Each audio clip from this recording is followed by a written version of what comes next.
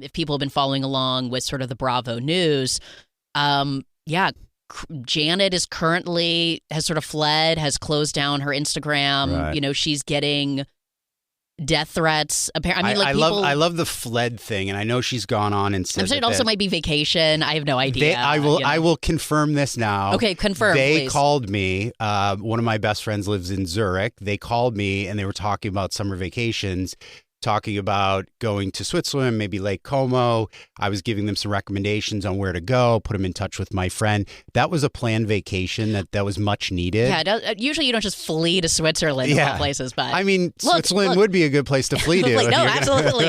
I mean, I would do that right now if I could. Totally. But, I do think that there is, and I'd be curious of your take, because I see that you sort of do take this all on the chin and just seem, pretty chill. Like, you're coming in to do an interview, you know what I mean?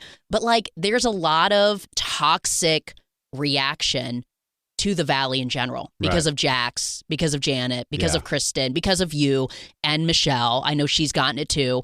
I mean, it's a real hotbed for people to be invested, like these are baseball teams or whatever.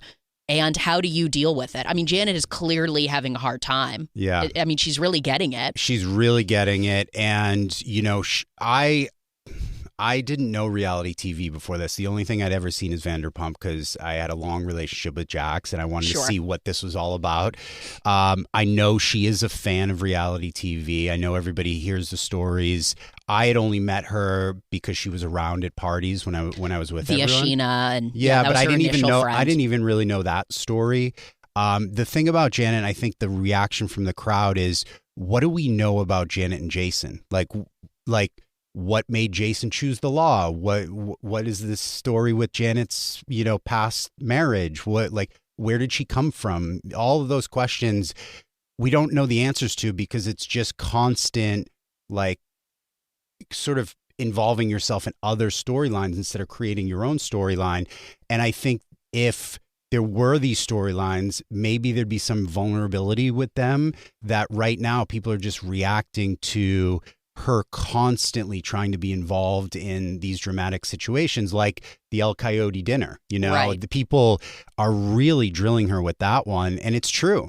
She didn't need to be involved in that conversation because she didn't bring Jenna around. She was not part of the conversation that I had with Jenna at Kristen's housewarming party. She wasn't the person who brought Jenna to field day, but she was still involved in the conversation. And that's what people react to. And, then this whole idea of the fangirl situation. But the fangirl thing, I sort of give a pass to in the sense because, I mean, Vanderpump Rules have been on for a decade. You know what I mean? To say that, she was a fan, I mean, that's how James Kennedy has gotten girlfriend. You know what I mean? There's other paths where I'm sort of that's the least of my worries. Yeah, I was a fan of Vanderpump. I mean, I went to a couple different things when I reconnected with Jax. I filmed some Vanderpump stuff, some of the cast, events and stuff like that Michelle and I went to. But it's sort of that story that she actively sought out Sheena and then, manipulated Sheena to get her part of the group. And I don't know. I hate to say it, but it's what we signed up for.